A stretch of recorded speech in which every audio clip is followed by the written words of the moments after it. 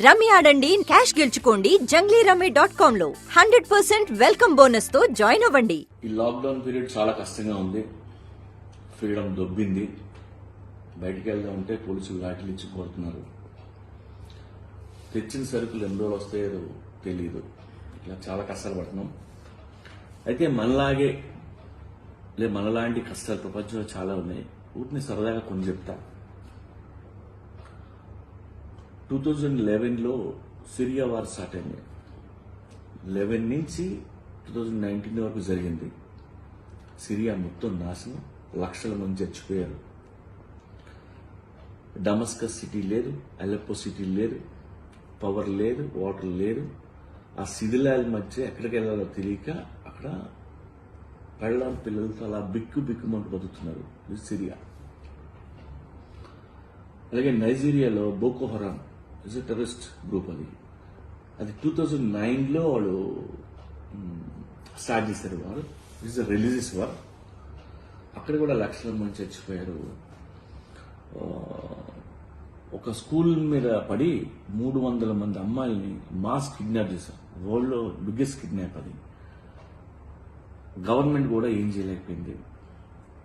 వాళ్ళు కిడ్నాప్ చేసింది అమ్మాయిని తీసుకెళ్లిపోయింది 2014. చాలా మందిని రేప్ చేశారు. తప్పించుకోవాలని చూసిన వాళ్ళని చంపేశారు. ఆ మిగిలిన వాళ్ళందరూ వాళ్ళ ఇళ్ళకి చేరారు. ఎప్పుడంటే 2019లో. అంటే ఇన్నేళ్లు ఆడపిల్లలు కానీ వాళ్ళ ఇంట్లో వాళ్ళు కానీ ఎంత ఏడ్చుంటారు. ఇది నైజీరియా. అలాగే మైగ్రెంట్స్ కంట్రీ వదిలేసి వేరే కంట్రీలకి వెళ్ళిపోతాం, బతుకుదాం అని వెళ్ళిపోయి ఆ బోర్డర్లో ఏడుస్తూ లేదా ఒక కంట్రీలో ఇల్లీగల్గా ఎంటర్ అవుతూ వాళ్ళు బతుకుతున్న వాళ్ళు దగ్గర 200 మిలియన్ పీపుల్ ఉన్నారు. మీరు గ్రీస్ వెళ్తే మస్డోనియా బయట పెద్ద ఫెన్స్ ఉంటుంది. ఆ ఫెన్స్ యువతల మొత్తం పీపుల్ అందరూ నిల్చొని ఉంటుంటారు తిండి లేకుండా. ఆ పోలీసులు లోపల రానివ్వరు. ఇది ఒక కండిషన్. ఇది మైగ్రెంట్స్ పరిస్థితి. సేమ్ లైక్ బంగ్లాదేశ్ నుంచి ఇండియాకి ఐదర్ బతకాలని మోటివేషన్ ఆర్ లేదంటే బ్యాడ్ ఇంటెన్షన్తో కూడా రావచ్చు. చాలా మంది ఫెన్స్ దాటడానికి ట్రై చేస్తుంటారు. మన బిఎస్ఎఫ్ వాళ్ళు షూట్ చేసి చంపేస్తుంటారు. ఆ ఫెన్స్ ని హ్యాంగ్ అయ్యి ఆడలు పిల్లలు అంత సవాలు ఉంటాయి ఇక్కడ. అలాగే ఆర్ఫన్స్ ఎవ్రీ డే కానీ తుప్పల్లోనో పొదల్లోనో పాడేసే పిల్లలు minimum 5,000 to 6,000 on an average per day. అందులో ఎంతమంది బతికారు, లేదు ఎంతమందిని అడాప్ట్ చేసుకున్నారు, లేదు ఎంతమంది పాలు లేకుండా అక్కడే చచ్చిపోయారు దేవుడికి తెలుసు. ఇది ఆర్ఫన్స్. అలాగే ఇప్పుడు ఏ సిటీలో చూసినా ఫ్లైఓవర్స్ కింద ఎక్కడ గుడ్సుల్లో అక్కడెక్కడ బతుకుతుంటారు పీపుల్. వాళ్ళు గవర్నమెంట్ రికార్డ్స్ లో ఉండరు. వాళ్ళని అన్ఐడెంటిఫైడ్ పీపుల్ అంటారు. వీళ్ళు నేను ఏదో స్క్రిప్ట్ కోసం నేను ఇప్పుడు 20 years బ్యాక్ వీళ్ళ పాపులేషన్ ఎంత అని చెక్ చేస్తే 4 crores ఉంది ఇండియాలో. అప్పుడు ఇవాళ ఎంత ఉందో తెలియదు. వాళ్ళందరూ కలిపితే దట్స్ ఇండియన్ పాపులేషన్ యాక్చువల్. వీళ్ళంతా అన్ఐడెంటిఫైడ్ పీపుల్. అలాగే అమెరికా లాంటి పెద్ద కంట్రీలో టన్నల్స్ లో డ్రైనేజ్ దీంట్లో ఫ్లైఓవర్స్ కింద దాక్కుని బతుకుతుంటారు. వాళ్ళని మోల్ పీపుల్ అంటారు. అలాగే కొంత టన్నల్ పీపుల్ కూడా అని ఉంటారు వాళ్ళని. అలాంటి కంట్రీలో కూడా వాళ్ళు చాలా మంది బతుకుతున్నారు. చాలా దారుణమైన లైఫ్ అండి. అలాగే బజావో పీపుల్ అని ఉన్నారు ఫిలిప్పీన్స్ దగ్గర. వాళ్ళు వాటర్లో బతుకుతుంటారు. లైఫ్ అంతా వాటర్లో చిన్న చిన్న బోట్లలో బతుకుతుంటారు.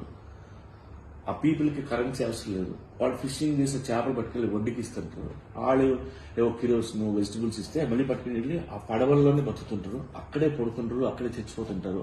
ఆ ఊగుతున్న పడవలో హోల్ లైఫ్ బతుకుతుంటారు. ఇది బజావో పీపుల్ లివింగ్ స్టైల్. అలాగే అండమాన్ దగ్గర సెంటినెలీస్ ఒక ట్రైబ్ ఉంది, చిన్న ఐలాండ్ లో. వాళ్ళకి హ్యూమన్ కాంటాక్ట్ ఇష్టం ఉండదు. హ్యూమన్స్ ఎవరు రానివ్వరు. సో వాళ్ళు ఎక్కడే ఉంటుంటారు. వాళ్ళు రకరకాల డిసీజులు వచ్చి వాళ్ళు కూడా చచ్చిపోతున్నారు అక్కడ. హెలికాప్టరు లేదంటే డ్రోను లాంటి థర్మల్ కెమెరా చేసుకుని వెతుకుతుంటే 500 people ఉన్నవాళ్ళు ఇప్పుడు 50 peopleకి వచ్చేసారు. అంటే సరైన వైద్య సదుపాయాలు ఏమీ లేక తెలియక. అండ్ 50 people కూడా ఎక్సిడెంట్ అయిపోతారా బతుకుతారా లేదా ఆ దేవుడికి తెలియదు. అలాగే అంటార్క్టికాలో బతుకుతుంటారు వాళ్ళు 1000 to 5000 పీపుల్ ఉంటారు. అంటే స్నోఫాల్, వెజిటబుల్స్ అన్ని మర్చిపోండి, మీట్ తిని బతకాలి, ఫ్రీజర్లో పెట్టుకొని బతుకుతుంటారు వాళ్ళు. ఇది అంటార్క్టికా. అలాగే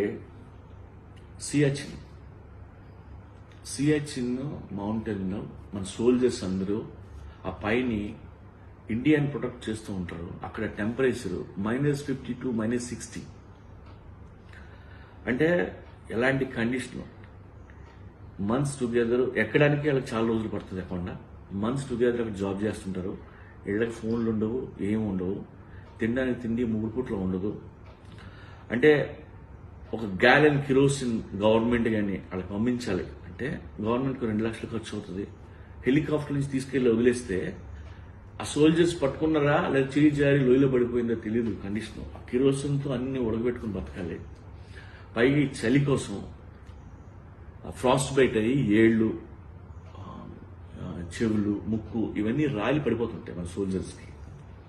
ఇది ఎన్నో ఏళ్లగా మన సోల్జర్స్ అక్కడ జాబ్ చేస్తూ ఇలాంటి కండిషన్లో ఉన్నారు.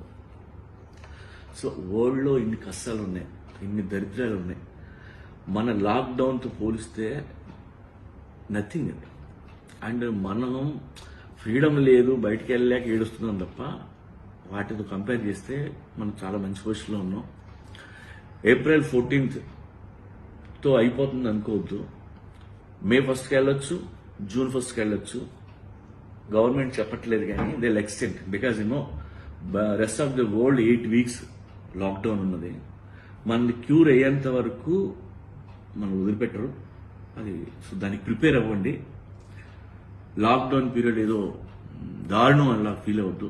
ప్రపంచంలో మిగతా కష్టాలు కూడా గుర్తు తెచ్చుకుంటే మనం చాలా బాగున్నాం. And remember we are in war zone.